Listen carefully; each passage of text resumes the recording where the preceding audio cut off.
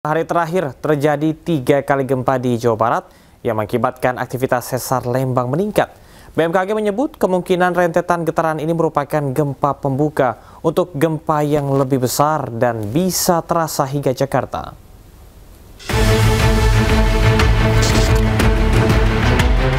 BMKG meminta warga Jawa Barat dan Jakarta waspada gempa. Pasalnya pergerakan sesar Lembang meningkat. Paling tidak dalam 1 bulan ini sudah 5 kali terjadi gempa kecil namun dirasakan warga. Yakni 24 Juli dengan kekuatan magnitudo 1,8 dan 28 Juli berkekuatan magnitudo 1,9. Lalu dalam rentang sepekan ini terjadi gempa yakni 14 Agustus dengan kekuatan magnitudo 1,9, 15 Agustus magnitudo 1,8, dan terakhir 19 Agustus magnitudo 2,3 dirasakan di Cimahi, Bandung Barat. BMKG menyebut rentetan gempa ini kemungkinan sebagai gempa pembuka untuk gempa yang lebih besar, meskipun itu semua belum bisa dipastikan. Namun kondisi Jawa Barat yang rawan bencana membuat BMKG meminta warga tetap waspada gempa besar akibat peningkatan aktivitas sesar Lembang. Jika saja gempa terjadi, diprediksi kekuatannya akan sampai magnitudo 7 dan masuk kategori gempa besar, hingga bisa berdampak ke seluruh Jawa Barat, Banten, dan Jakarta. Sementara kota Bandung, Subang, Purwakarta, dan Bandung Barat bisa menjadi wilayah yang paling rusak. Tim Liputan iNews melaporkan. Akibat gempa magnitudo yang terjadi di Kabupaten Bekasi, Jawa Barat, perjalanan kereta api cepat atau WUSH diberhentikan. Dan untuk mengetahui informasi terkini, kami sudah tersambung dengan rekan Bagus Prasetya. Selamat malam, Bagus. Apakah perjalanan kereta api sudah kembali normal atau masih tertahan?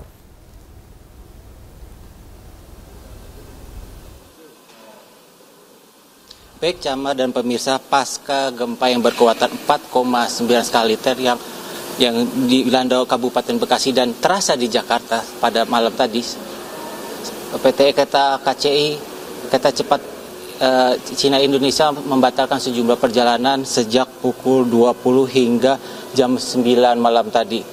Ada 8 perjalanan, sejumlah perjalanan, ada 8 perjalanan yang dihentikan, yaitu berangkat dari Halim, dan keberangkatan juga dari Tegaluar. Nah, saat ini saya sudah berada bersama Sekretaris Perusahaan PT KCI IC, Eva Indonesia, untuk menanyakan gimana situasi perjalanan kereta cepat yang akan dilakukan. Halo, selamat malam, Mbak. Selamat malam. Mbak, ini mau nanya untuk perkembangan jalanan sendiri itu bagaimana? Kereta ya. Jadi untuk saat ini ya, kalau kita bisa lihat untuk di stasiun Halim sendiri, pada Larang, Tegaluar itu semuanya sudah kondusif. Artinya semua penumpang yang terdampak pembatalan kereta hari ini ada 8 perjalanan, 4 dari Halim dan juga 4 dari Tegaluar, itu semuanya sudah tertangani dengan baik. Jadi pada saat kejadian itu sudah langsung terdeteksi oleh Earthquake Warning System kami, EWS, yang memang itu terpasang di sepanjang jalur WUSH. Nah, melalui deteksi dini tersebut, kita langsung memberhentikan semua kereta yang sudah beroperasi dan kemudian langsung melakukan pemeriksaan jalur rel. Dan kalau memang kita melihat dari skala gempanya, sebenarnya untuk prasarana kami itu masih sangat aman ya. Dan melalui pemeriksaan pun juga terdeteksi tidak ada dampak ke prasarana.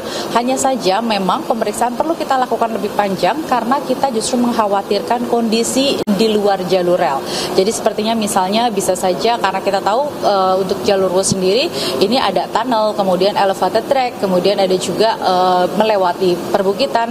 Nah, kini kita khawatir ada longsoran atau jatuhan batu ataupun juga pergeseran tanah yang mungkin bisa berdampak ke jalur rel.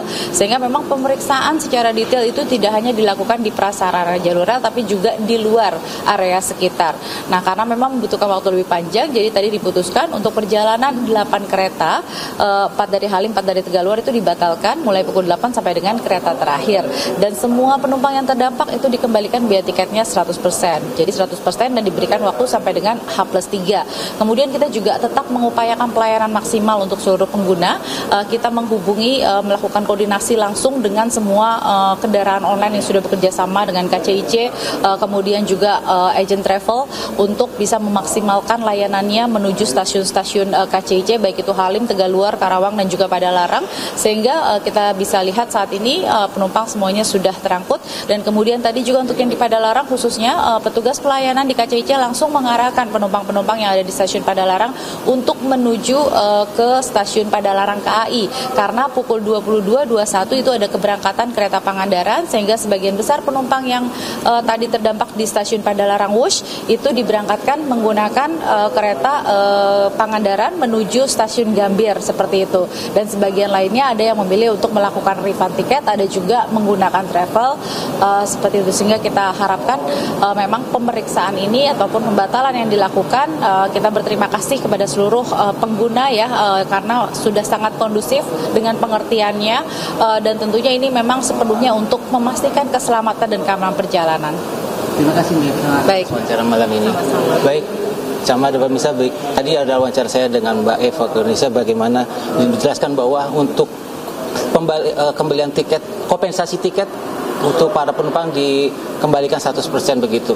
Dan untuk perjalanan esok, menurut Mbak Eva ke Indonesia akan kembali normal pada waktu jam 6 pagi.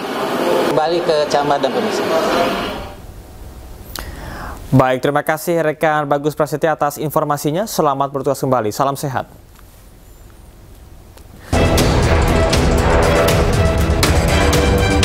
Teka-teki siapa ayah kandung anak selebgram Lisa Mariana yang disebut hasil hubungannya dengan mantan Gubernur Jawa Barat Ridwan Kamil terjawab sudah.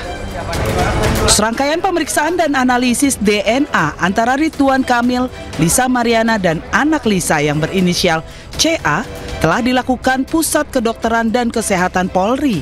Hasil tes DNA menunjukkan CA bukan anak biologis RK. Tes DNA ini dilakukan terkait dugaan pencemaran nama baik yang dilaporkan oleh RK terhadap Lisa. Sebelumnya Lisa menuduh bahwa RK merupakan ayah dari anaknya. Bahwa pada tanggal 20 Agustus 2025, yaitu hari ini, Biro Labdokes Pusdokes Polri telah menyerahkan hasil pemeriksaan DNA kepada penyidik dengan hasil bahwa saudara RK dan anak saudari LM berinisial CA tidak memiliki kecocokan DNA atau Pemirsa, pakar telematika Roy Suryo kembali menjalani pemeriksaan terkait dengan kasus tuduhan ijazah palsu Presiden ke-7 Republik Indonesia Joko Widodo di Polda Metro Jaya. Roy Suryo menjalani pemeriksaan selama 8 jam. Diperiksa sejak pukul 10 pagi, pakar telematika Roy Suryo rampung diperiksa sekitar pukul 5 sore tadi. Roy Suryo sempat menekankan pada hari ini akan membatasi waktu untuk memberikan keterangan karena saksi sebelumnya diperiksa hingga tengah malam. Ya, jadi artinya apa? Ya memang saya dari awal menyatakan seorang saksi itu harus bisa atau harus hanya mengatakan apa yang dia lihat dengan mata dia sendiri dan apa yang dia dengar dengan telinga dia.